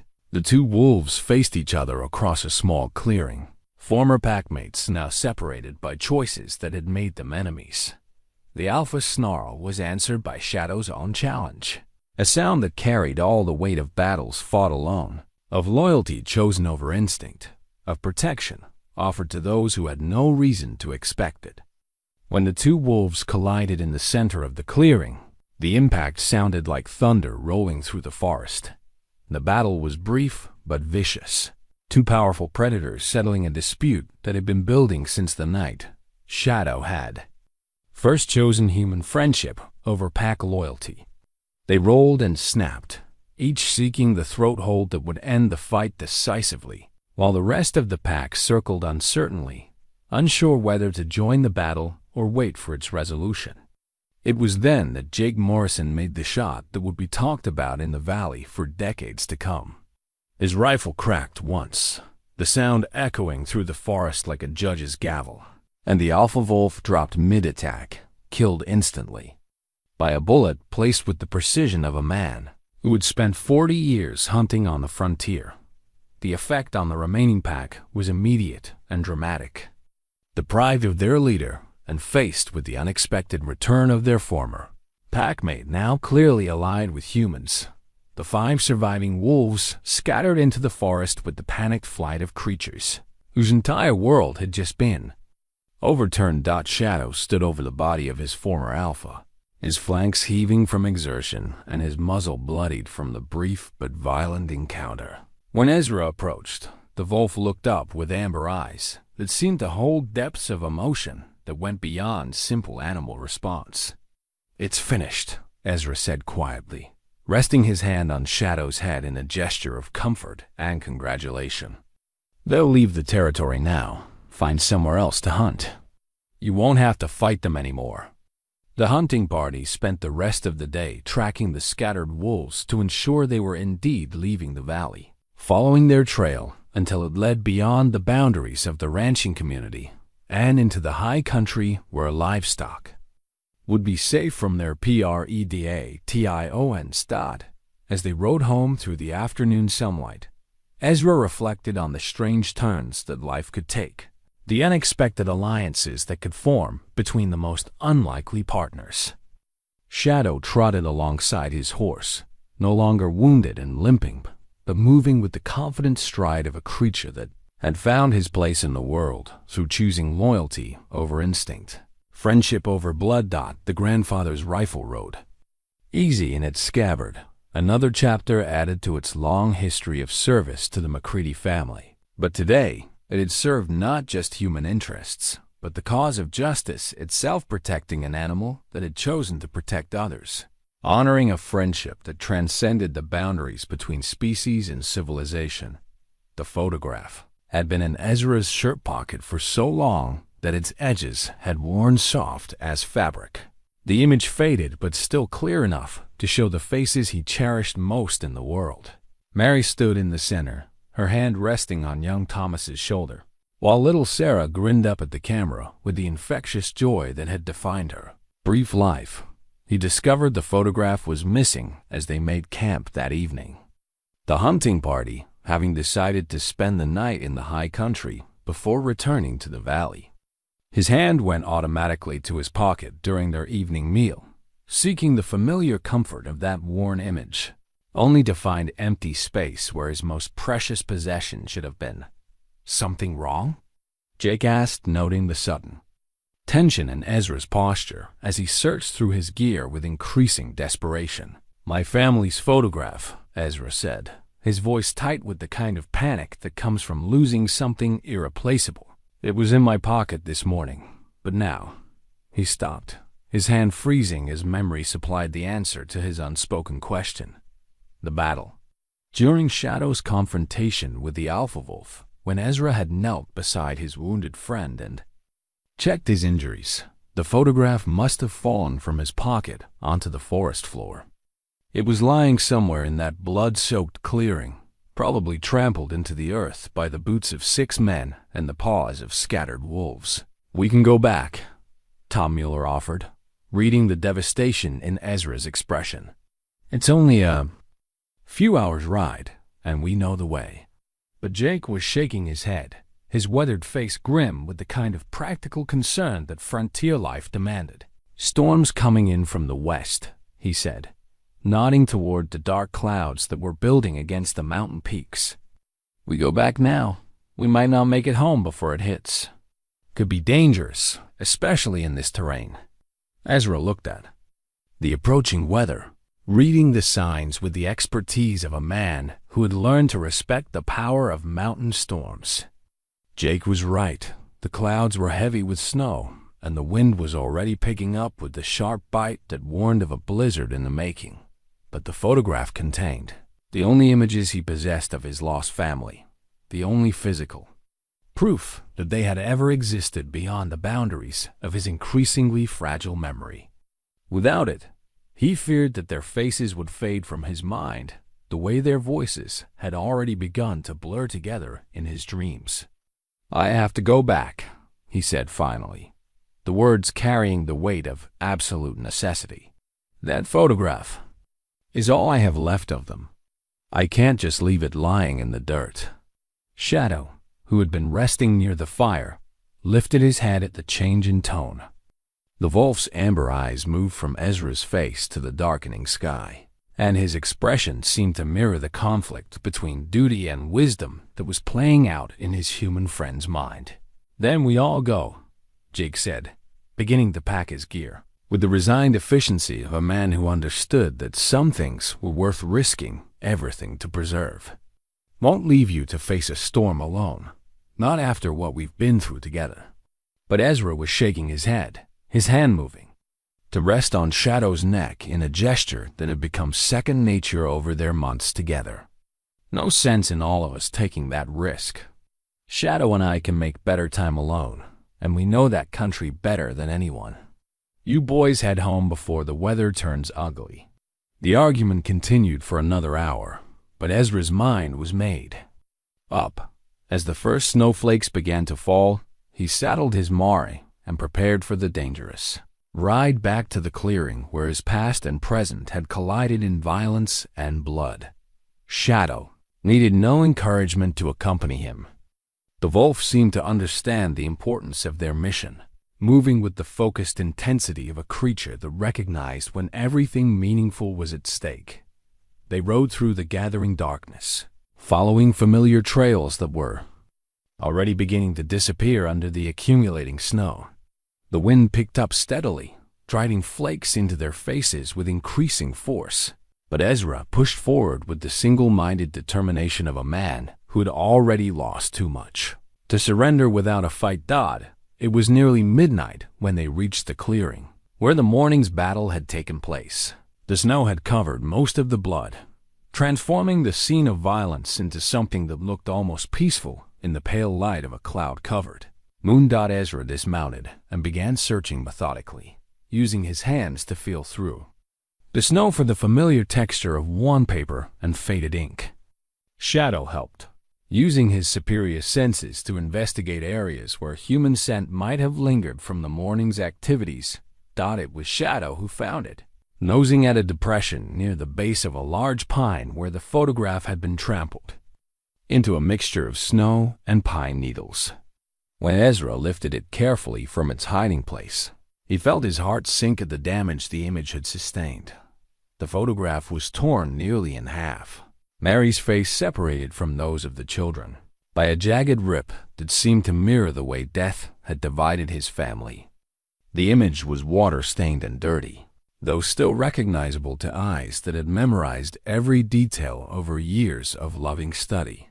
But as Ezra knelt in the snow, holding the damaged photograph with hands that shook from more than cold, he realized that something fundamental had changed in his relationship with these cherished images. The faces still brought him joy and pain in equal measure, but they no longer felt like the only things in his life worth preserving. Shadow pressed against his side, offering comfort and warmth in the way he had learned to do when his human friend was troubled. The wolf's presence was solid and real, a reminder that love could be found in unexpected places and that family could be defined by choice as much as by blood. "They're gone," Ezra said quietly, his words addressed as much to Shadow as to the memory of his lost family. "Mary and the children, they're gone, and keeping their pictures won't bring them back. But you're here, and you chose to be here, and maybe that's a different kind of miracle." The storm was intensifying, making the return journey increasingly dangerous, but Ezra felt a peace settling over him that had nothing to do with the recovery of the photograph. He carefully tucked the damaged image back into his pocket, but its weight felt different now, less like an anchor holding him to the past and more like a bridge connecting what he had lost with what he had found.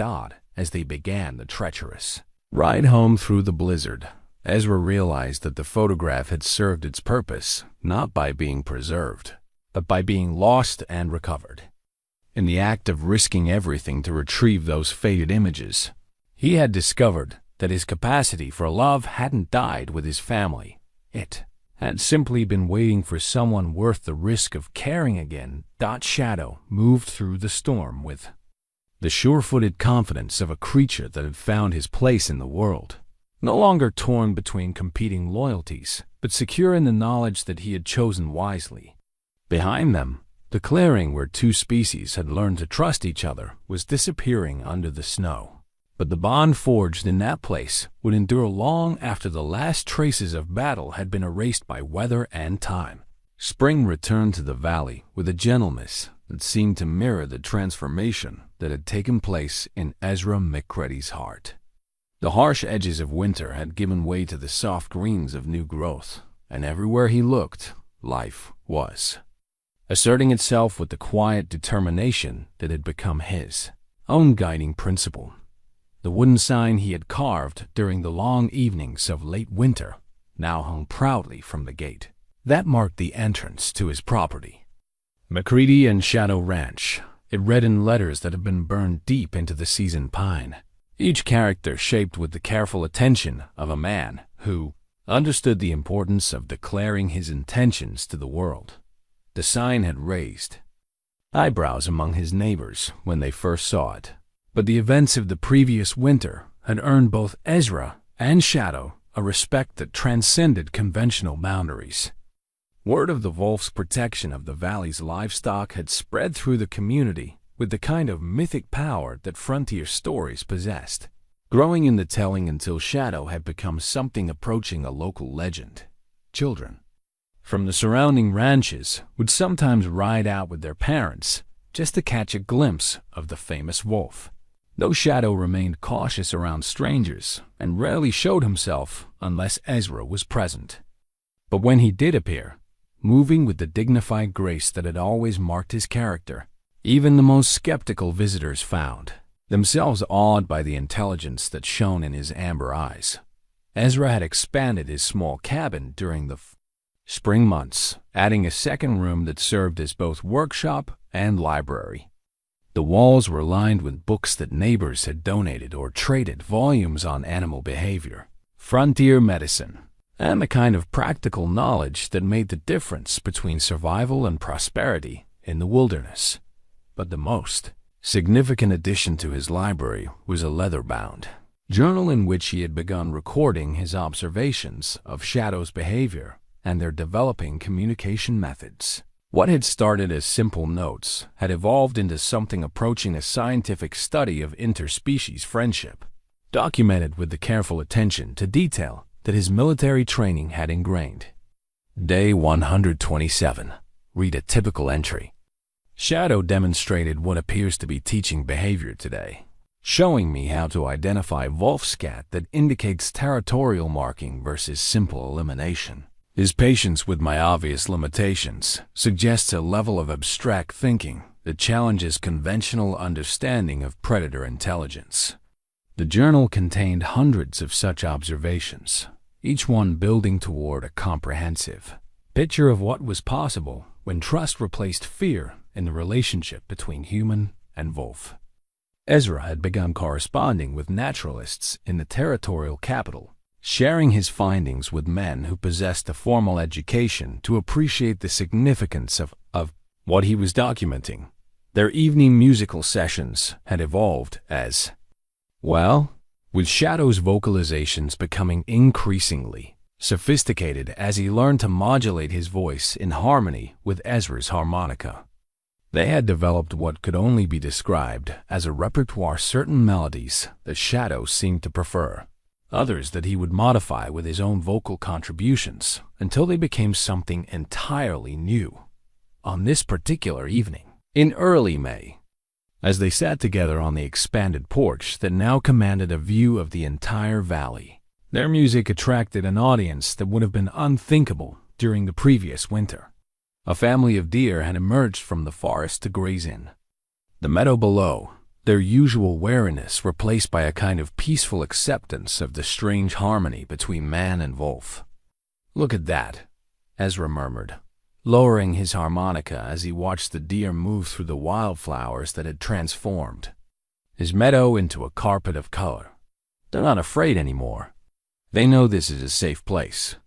Shadow's response was a soft chuff of agreement, his attention divided between the grazing deer and the sound of approaching hoofbeats that announced visitors. But these were familiar sounds, and Shadow's body language remained relaxed as Jake, Morrison, and Doc Brennan rode into the clearing, their regular monthly visits having become a treasured part of Ezra's social routine. "Evening, Ezra Shadow," Jake called as he dismounted. The casual inclusion of the wolf in his greeting, reflecting how completely Shadow had been accepted as a member of the community. "Brought you something from town that I thought you might find interesting."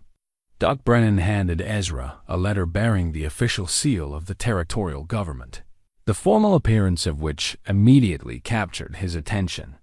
"Seems your correspondence with those naturalist fellows has attracted some attention in higher circles," Doc explained with a smile that suggested good news. The letter was from the territorial governor himself, written in response to reports about Ezra's work with Shadow that had reached the capital through his scientific correspondence. The content was both surprising and deeply gratifying. "Mr. McCready," the letter read, "your documented observations of interspecies cooperation represent a significant contribution to our understanding of wildlife behavior and management. The territorial legislature has voted to designate your property as an official wildlife sanctuary, with you appointed as its first warden. This position comes with a modest salary and the authority to continue your research under territorial protection." The implications of the letter took several minutes to fully sink in. What had begun as a simple act of charity offering food to a starving wolf had evolved into something that might influence how humans and predators coexisted throughout the expanding frontier. "There's more," Jake said, producing a second document from his saddlebags. "The Ranchers Association has voted to establish a fund for predator research, with you and Shadow as the first beneficiaries. Seems folks have decided that understanding beats killing when it comes to managing wildlife problems." As the sun set behind the mountains, painting the sky in shades of gold and crimson that reminded Ezra of Mary's favorite colors, he felt a contentment that had nothing to do with personal achievement and everything to do with the simple miracle of purpose rediscovered. Shadow had settled beside his chair, the wolf's presence as natural as breathing after their months together. The damaged photograph of Mary and the children rested in Ezra's shirt pocket, no longer a weight that pulled him toward the past, but a bridge that connected his memories with his hopes for the future. The sign at the gate read, "McCready and Shadow Ranch," but Ezra understood now that it represented something larger than a simple partnership between man and wolf. It was a declaration that friendship could transcend any boundary, that love could be found in the most unexpected places, and that sometimes the greatest courage was required not for fighting, but for the simple act of opening one's heart to the possibility of caring again. In the distance, a new pack of wolves had begun to howl, not Shadow's former enemies, but a different group that was learning to coexist with the humans who shared their territory. Shadow's ears pricked toward the sound, but he remained at Ezra's side, his choice made long ago, during a brutal winter when a lonely man had offered food to a starving predator. The howls faded into the gathering darkness, but their message was clear. The wilderness would endure, and within it, the bonds between unlikely friends would continue to challenge every assumption about what's possible when fear was replaced by understanding, and when the simple words, "I need a friend," and "you need food," could transform two isolated souls into a family that honored both their separate natures and their shared commitment to protecting what mattered most. As night settled over the valley, Ezra McCready and Shadow the wolf sat together in comfortable silence, two guardians watching over a sanctuary where the impossible had become routine, and where every sunrise brought new evidence that some friendships were strong enough to change the world, one act of kindness at a time.